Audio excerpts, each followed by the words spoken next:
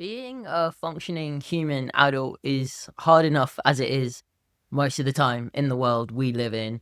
And then you add like training, well-being, nutrition, getting enough sleep in, and it can feel really, really overwhelming.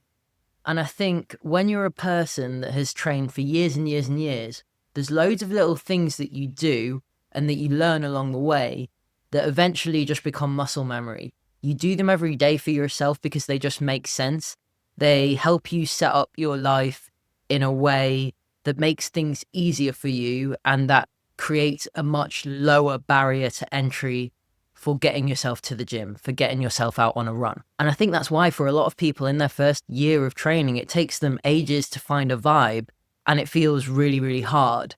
And it's also why the people that have been doing it for years make it look effortless. And it's not because it is effortless. It's purely just experience and picking up these little practical things along the way that don't really seem like they make a huge difference, but they add up to lots of things within a week that make it so much easier for you to do life, to do fitness, to do nourishing nutrition, to get your sleep in.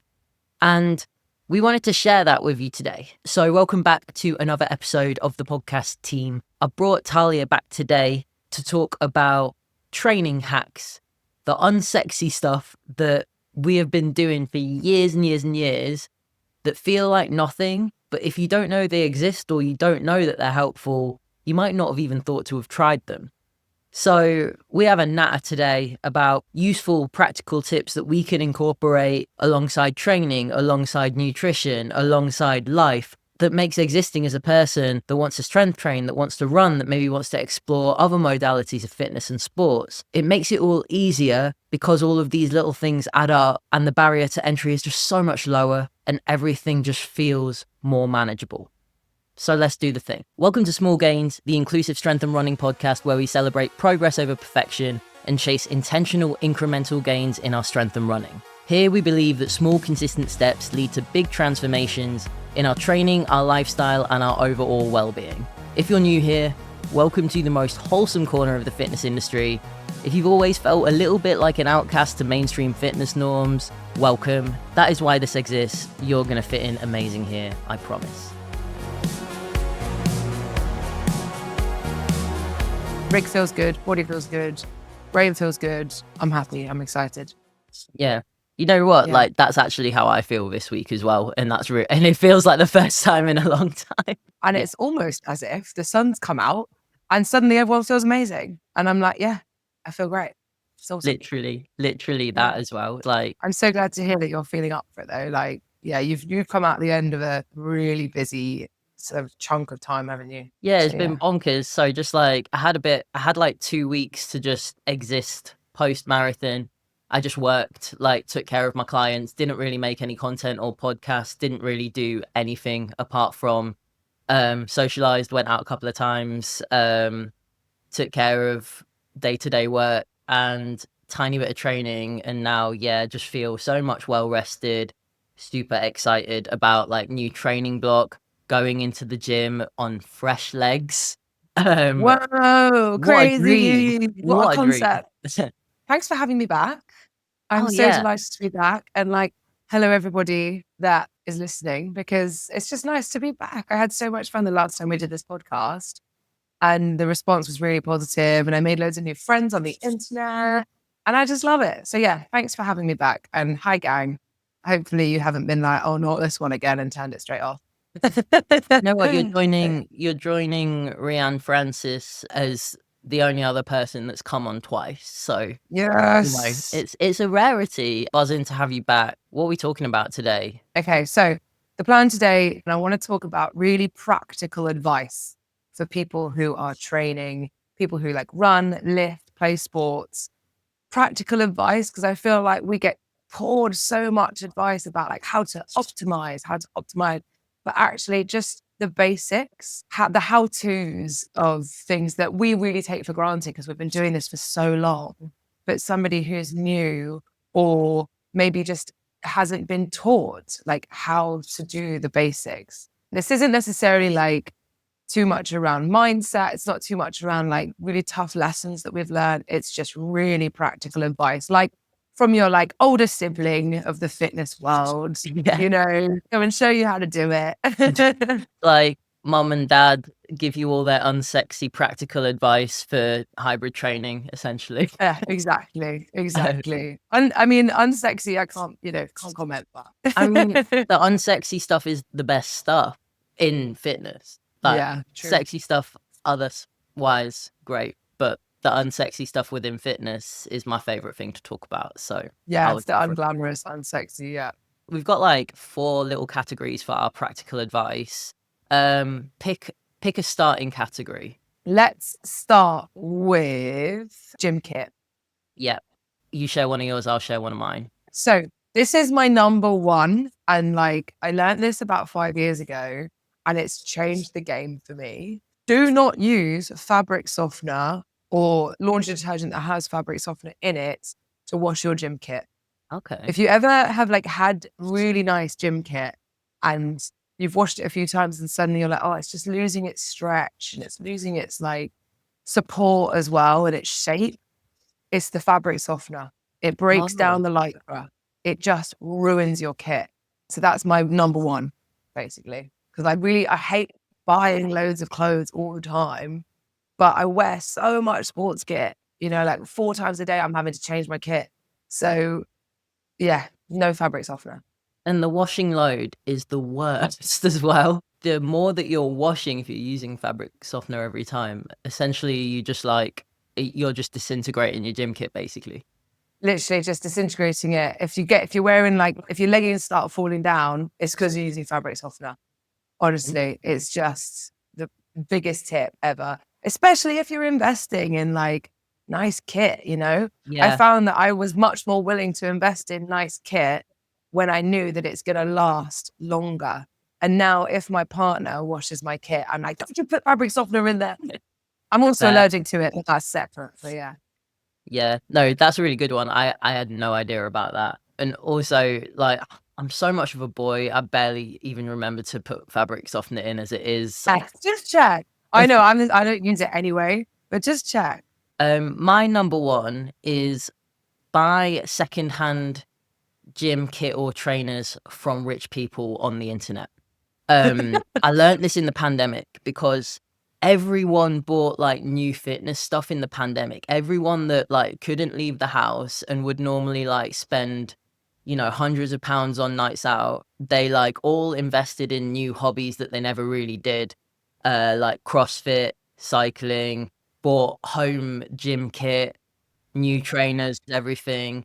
And after the pandemic, when I was looking for some lifters for CrossFit, and I found some brand new Reebok lifters for £20.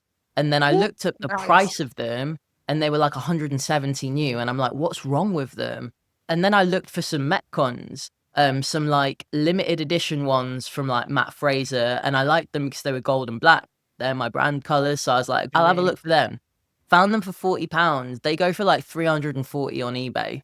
And I was just like, Damn. and these people are buying this stuff and they've had it for so long and not used it. They don't care. They just want to get rid of it, but they don't necessarily want to like donate it. Wait.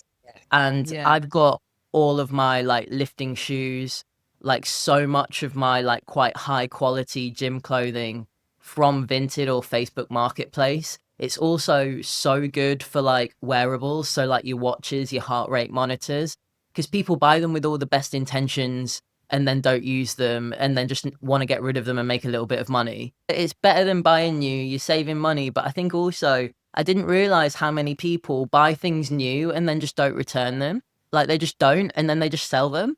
Now, this is something that has happened to me several times, and Okay, it's I good. I just put it under ADHD tax. Yeah, Okay, yeah, so like 100%. I will order something. I recently ordered a pair of running shoes, and they were just a tiny bit too small. But I really wanted to go for a run that day, and I didn't have any other shoes, so I just was like, "Fuck it, I'm just going to wear them." Yeah. And yeah, they'll probably be going on Vinted. So if anyone's in the market for like 7.5 New Balance running shoes, check out Vinted. Yeah, one of my clients is really, really good with like secondhand fashion. and we spoke about workout kit in a check-in and what felt comfortable, and she found loads of like 90s workout gear on Vinted that was like kind of like shorts with the skirt and stuff, and so she like kitted Yeah. herself out, and I kind of love that. But yeah, buy secondhand kit, because you can pretty much like 99% of the time find what you need for brand new or like worn a couple of times. On the topic of laundry as well, if you're worried about like those clothes like smelling, or if you've got clothes that, sometimes you wear a t-shirt too many times and then you wear it and it gets a bit hot and it gives off that smell and you're like, oh no, Yeah, this t-shirt's if you get vinegar, you can get like white wine vinegar. And if you spray white wine vinegar all over the t-shirt and then soak it for half an hour and then wash it, it like totally freshens up that smell. So it gets rid of all of that stinky like gym smell. Okay, let's crack on, because we're gonna if we every tip's this long, we're gonna run out of time. So a couple more of my gym kit tips would be to just buy a fucking running vest. They are so useful, or a running belt. They're so useful. You can keep sun cream in it, keys, phone, headphones, and it's just a little bit of cash as well if you want to get a little ice cream on the way. Like the best thing. toilet roll if you're marathon training. Toilet roll if you're marathon training, great shout. Or Yeah. like pack of tissues, anything like that. I like a wearable kind of almost like a backpack that's not a backpack. So Mm. like the running vest is great. Sometimes I wear it if I go to like festivals or like big like night out or whatever. I'll just like put that on and I don't have to take a bag. And You people put think, well, water that's in it. gotta be. Sometimes, yeah. You have like a bladder with the straw, like in the Yeah. club. Yeah, exactly. I love that. I went to a rave last week and I could have totally like carried 2 liters of water and electrolytes. This is what I'm going to Glastonbury this year, and like, watch me. I will be wearing my Camelback, and I will have it full of electrolytes, and I'll be wearing my sun cream, and yeah, that'll be me. I'm treating Glastonbury the same way other people treat a marathon. I've been training for Glastonbury for about 6 weeks. Like, that is my marathon. It is an endurance event, so absolutely fair play. I like that one. Absolutely. I'm so jealous as well. My next one on like the kind of the wearable thing is, if you have a bag, if you take lots of stuff to the gym, which when you're hybrid training, you usually do, you might have bands, belt, lifting shoes, chalk, grips, headphones, 3 different drinks, Sour Patch Kids, anything like that. All the beverages. I always use the same bag, and my gym accessories always stay in that bag. Everything is in there, so I can never get to the gym and I don't have what I need. That also pretty much goes for like tripod, headphones, the card that I need to tap in for the gym. I just have one bag with everything in, and it lives near the door on a little hook. And so I just go out and I grab it. And the only actual thing that I need to remember is like headphones and a drink. And that helps me a lot. That is a tip that I really need to take on board, because I take a different bag every single time I go out the house, and I always forget something. So my like way of dealing with that is that I just don't take anything. I'm gonna just like lord off the gym. Like, that's me. Because I don't do that, the equivalent that I do, which is another tip, which is my carabiner. So I have a really massive, really gay carabiner. And on that, I have my like keys, I have my gym padlock, I have my loops, and I have my ADHD medication like attached to this carabiner. Like, I'm never going to leave the house without my keys, right? So that even if I don't take my gym care package, at least I've got the basics, which is a padlock, my keys, my loops in case I forget my headphones. But my headphones are usually around my neck anyway. And then meds. And that's at least the basics covered. 100%. I mean, we couldn't do a practical hybrid training episode on a queer podcast without mention of at least one carabiner. That's So right. you heard it here first. That is a really good one. My final one is just noise cancelling headphones will probably be the best investment that you ever make. Mine have an aware mode and an immersion mode. I pretty much live my gym life in immersion mode, aware mode for when I'm running, because safety. It seems expensive, but just invest in them once, especially with a good warranty. Lots of companies are really good with warranties. Like, I've had, my dog chewed one of mine and Bose replaced it for free. No questions asked, which was lovely. I'm not saying they'll probably do that for everyone. They might have just took pity on me. Oh, one final one, actually. Gloves. So in the winter, if you do early sessions on the way to the gym, or in the car, if you drive to the gym, having to touch a cold steering wheel at 5 or 6 a.m. is the worst. having to touch a cold barbell when you're warming up, the absolute worst, depending on what I gym would you go say. to, if the heating's not great. Starting a run with cold hands, crap. Gloves, just gloves, put them in Gloves are the gym good. bag. Yeah, in the winter, 100%, especially running gloves. Um, I have like a couple more that I'll just like blitz through. So keeping like a backup set of workout clothes in the car if you drive, that's something that I sometimes Nice. do. I also keep like a backup bikini in the car for in case, because Oh, I live in Brighton. A lot yeah, of the time, you'll just be like after the gym, somebody will say, "Do you want to go for a dip?" And you'll be like, "Yeah, I want to get in the sea." These three are all to do with your shoes. So don't tie your laces too tight because it will yeah. cut off the circulation to your foot and it will be uncomfortable. Um, Another one is rotate your running shoes. So different pairs mean different impact patterns, mean less injury risk. And then last but not least, I train a lot. I train outside a lot. I play sports. So I wear a lot of like football boots or trail running shoes that get very wet, very muddy. So if I give them a wash, when I dry them, I make sure that I put a little bit of newspaper inside. Like I don't stuff it compact, like just a gentle, Yeah. like loose bit of newspaper because it just absorbs all of the moisture. They dry faster and they don't stink. I'd never ever thought of that. And I'm guessing that goes for like if you run in the rain as well. Yeah, exactly. Yeah. So if you go for a run in the rain, or even if you just like give your shoes a wash, then yeah, bit of newspaper will just help like absorb all of the smell and the moisture from the inside. Hell yeah, that's awesome. Is that all your gym gear and kit ones? That is all of my gym gear and kit ones that I have here. All right, let's go into training specific stuff.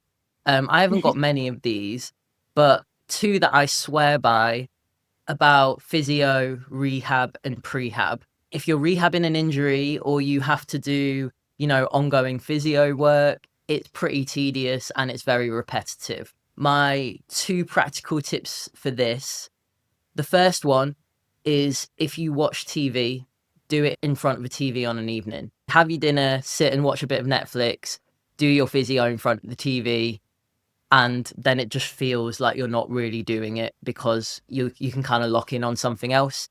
And then on the same kind of theme of pairing it with something that's a bit more stimulating, if you have physio to do in the gym or you have like boring accessory strengthening movements for running, which a lot of us have, like calf Mm, raises, tib raises, hip abductor, adductor accessory movements that are dull, superset them with like unrelated lifts in the gym.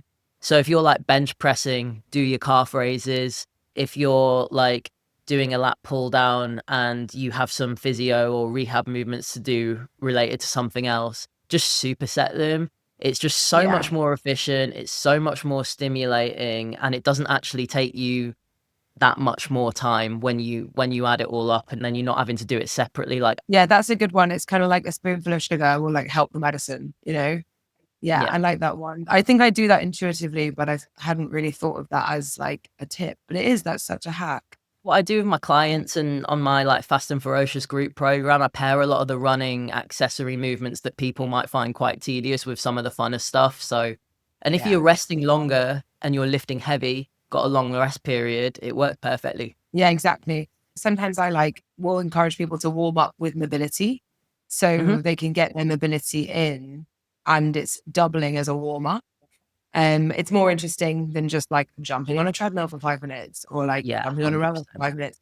For some people, something repetitive, cardio based, like push and pull, so like rower or sled or air bike, that's really nice for them to settle their nervous system. But if you're somebody that doesn't really rely on that, then yeah, bit of mobility. I use a lot of like animal flow movements as well. That's just more interesting and better for your body than just like jumping on a treadmill. Yeah, I quite like pairing a body weight movement, like, I don't know, say like a Cossack squat with like some sort of plyo purely for like running. Get the hips moving in Yeah. different directions, get all the like lower limbs moving, but then little bit of explosivity, but not too much, just a little bit to warm up so you kind of almost tick the box. Yeah, I'm really into skipping as a warm up at the minute as well. Oh yeah, that's a good one. Mm. Heart gets your Yeah. heart rate up as well. What else have we got? So I've now got two running specific ones that I'll throw into the ring. If you're doing long runs outside, download your podcasts and audiobooks in advance because if you run out of signal, you're gonna hate it. and cue them all beforehand. So if you run with a vest or like a belt, or if you run with your phone in your pocket, cue all your podcasts or your playlists or your books. So when one runs out, another one starts. Like when you're getting into like your 3 hour runs, 2 hour runs, I was going to if say, I've you've never got, run that far. yeah, queuing things up so you don't run out and have to like faff around if you don't like to do that, is a really nice way to do it. And then my second one is if you're working on your running cadence and the speed at which your feet turn over, your Garmin has a metronome built in. You can set a metronome and it can do every 2 beats, every I four didn't beats, know every that. 3 beats. If you're a musician, cadence is just BPM, which also means that if you don't want to run to a metronome, if that feels boring or doesn't make sense, you can build a playlist that is the cadence you want to run. And then you can slowly speed it up. If you are a person that uses Spotify, you can type into Spotify, make me 165 BPM playlist that lasts 3 hours. That is such a good point. I'll do that as well. I'm a stickler for that kind of stuff because I'm a musician, so I won't let Spotify make me one because it's not accurate and I'll make my own. But it's a good starting point. I've got some good cadence playlists because I'm working on mine. So if anybody wants it, drop me a I DM and I'll do. send you it. I Yeah, want it. Send it to I'll send me. you it after this. It's a mixture of like garage, jungle, punk, emo, and pop. Sounds And unbelievable. Yeah, I mostly run to like emo punk, like pop punk, anything by Paramore, sign me up. But yeah, I'm so bad at making playlists, like famously bad. I know nothing about music. So I just type into Spotify, 160 BPM or whatever it is that I'm training that day, and absolutely love it. I remember I ran a workshop once about 3 years ago, and I was teaching people how to run. And we did a run at every different like 120, 130, yeah. 140, and like the way up so that people could find what their body enjoyed the most. And I just think like the metronome of that movement, it's so much more effective. Like you'd lift to a tempo, so why would you not run to a tempo? I had a metronome on for my whole marathon, every 4 beats, and you can pair your breathing with it as well. The other thing you can do is pace. You can just search like 6:30 pace or 7 minute pace or 5:50 pace in any streaming app, and someone will have made a playlist. So if you know your pace but not your cadence, that's kind of like similar flavor as well in it. I suppose with pace, it's slightly different depending on the length of your legs, though. Like Yeah, somebody who's 5'2" and somebody who's 6'2" are going to be very different cadence for the cadence. very same pace. So for me, I think cadence is preferable. But I like I that as well. agree. I've got two ADHD tips and Hmm. one lifting tip. Okay. So I have ADHD. Surprise, surprise. One is to tick off my workout as I go. So I use a lot Mhm. of whiteboards when I'm training clients and even when I'm training myself, or I use like the notes app. I don't really train very rigidly.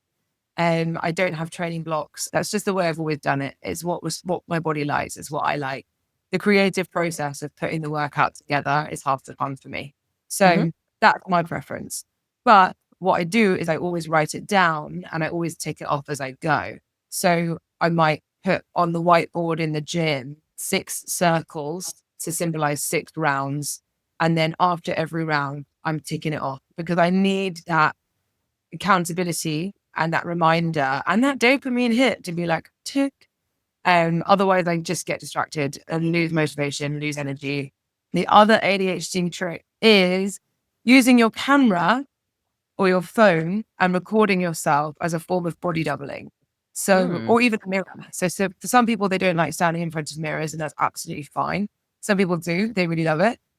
But for me, if I set my camera or my phone up to record myself, not only does it make great content, but also acts as a body doubling technique. So it just really keeps me focused and on task and stops me getting distracted.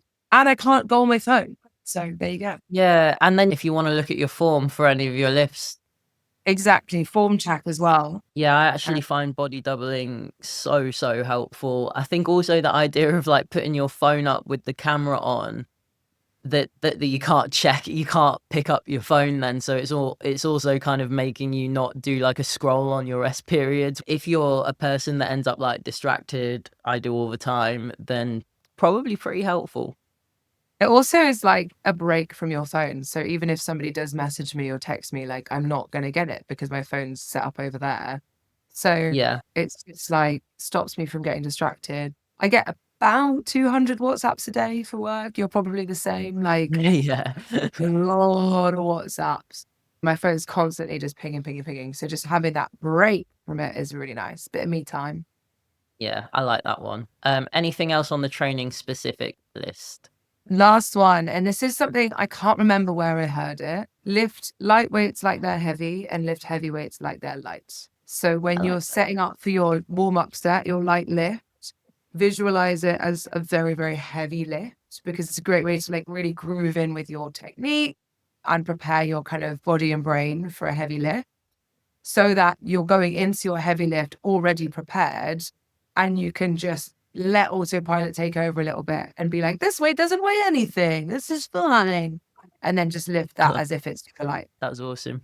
Let's get into like nutrition, supplements, planning, and efficiency. I'm going to start with my first two because they kind of feed into each other. First one is if you're traveling or you're on the go a lot and you need to have stuff in your bag, like protein powder or creatine, but you don't necessarily want to mix it, get a dry bag. So like, like dry bags for when you go swimming. You can put your protein and your creatine in separate dry bags instead of taking like a whole pot or like a whole bag, and you can just put as much as you need and it'll stay nice and dry. You can then put that inside a protein shaker and like store it in there and just put it at the bottom of your bag. And it can literally just live there. If you need something, you've always then got a snack, or if you're likely to forget it, or if you just need to save a bit of space. And When then you say my dry other, bag, do you mean like a Ziploc bag? now like, like, if you went on a boat trip, they tell you to Yeah, like a bring a roll little dry top. bag. Right. You can do, yeah. It's a really No good way to do way. it. Because then like Okay. it's not gonna spill in your bag, and it's also not gonna get any moisture in it. And you can just roll it up and put it inside like a protein shaker so it doesn't take up a lot of room.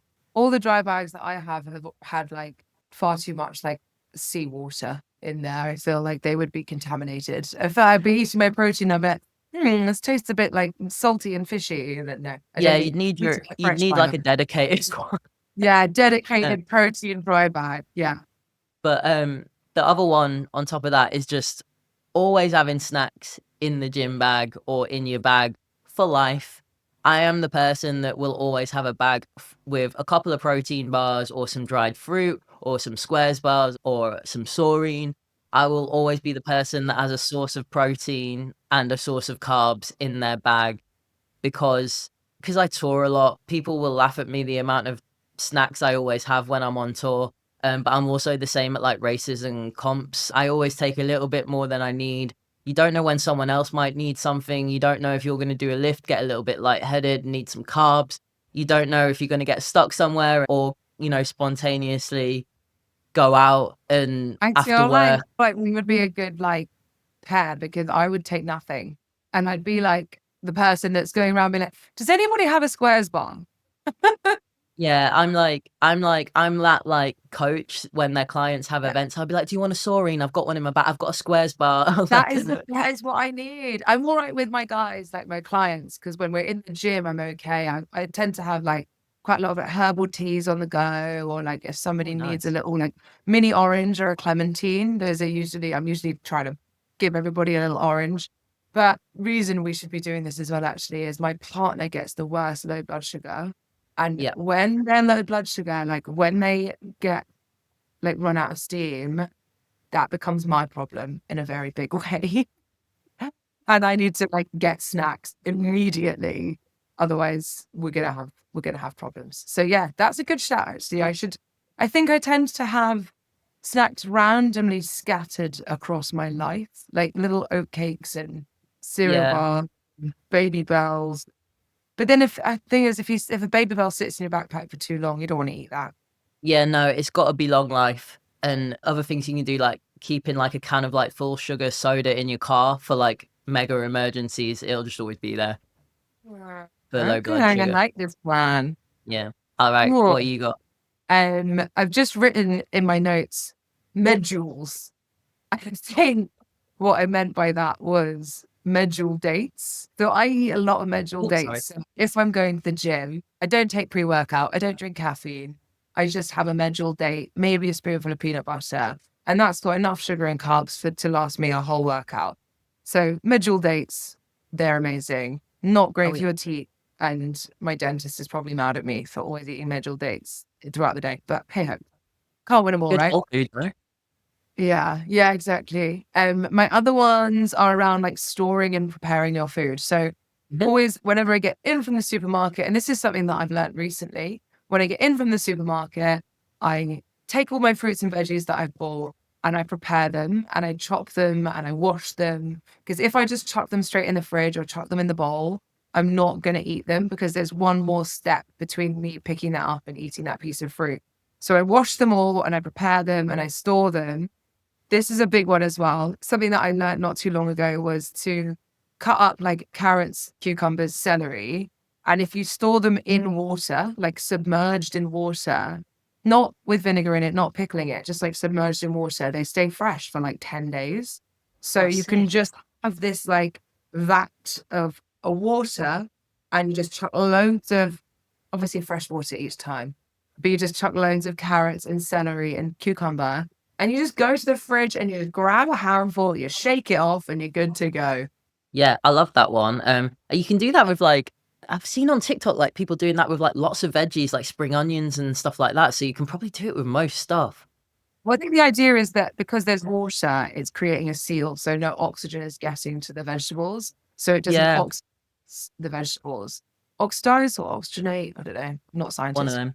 Yeah. But it just creates like a seal. So even though you've chopped the vegetable, it creates a seal. That's a great tip. The other one I have, this is slightly ADHD, which is to store all of your condiments. So you got like a fridge, and then you've got the veg drawer at the bottom. So store all of your condiments in the veg drawer and all of your vegetables at eye level where you can see them. This is maybe a bit not safe for work, but I call myself a condiment whore, and I have always have been, and I have I'm the so. same. I'm a big fan.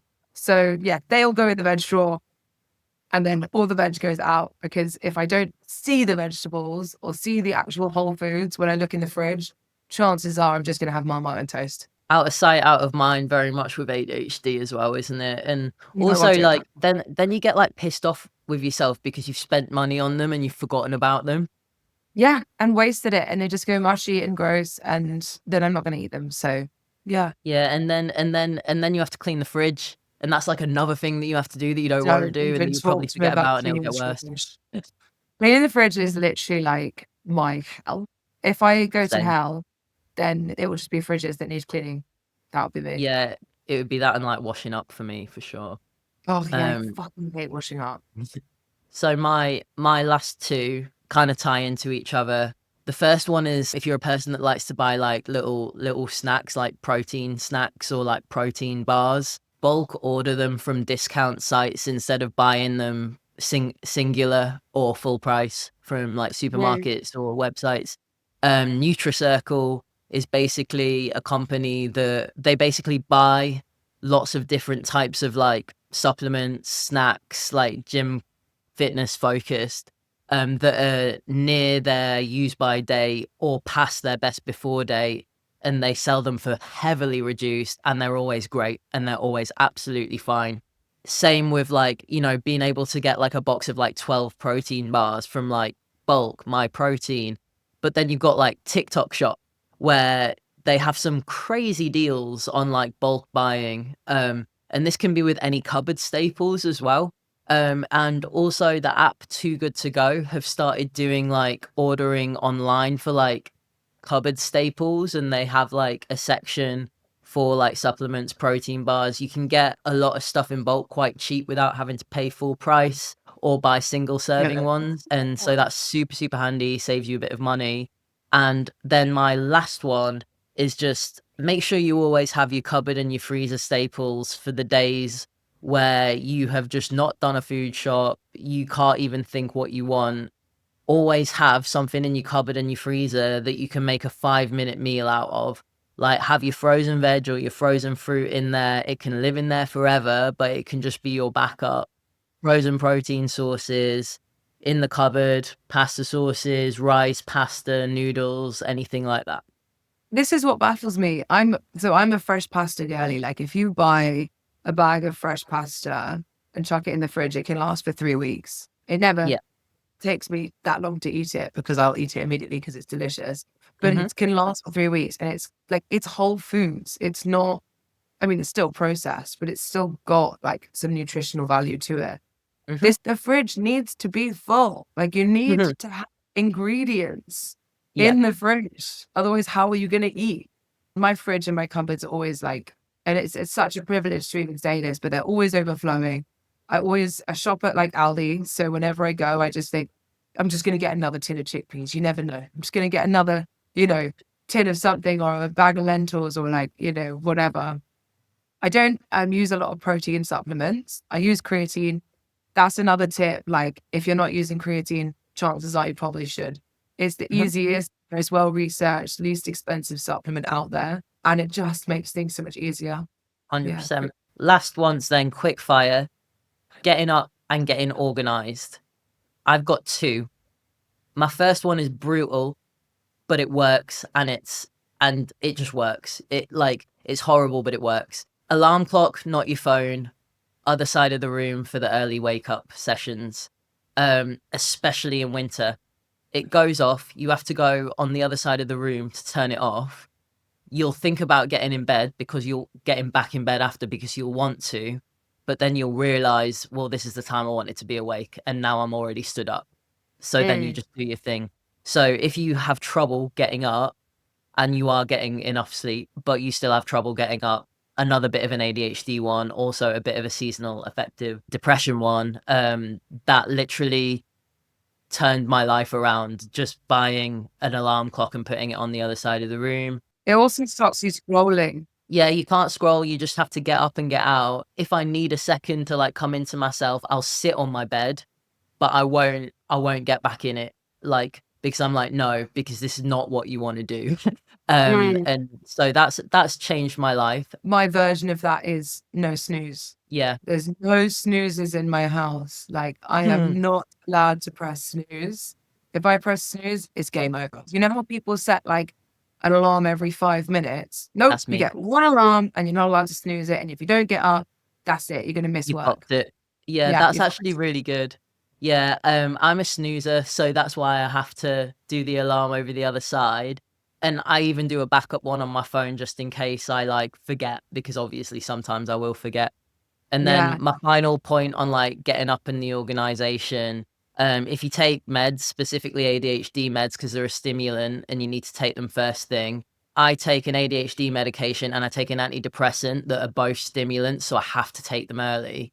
I put them on my kitchen counter next to the kettle the night before, and I have to take them separately about an hour apart. So the ADHD one goes first, then it goes back in the cupboard, and then I leave the antidepressant by the kettle.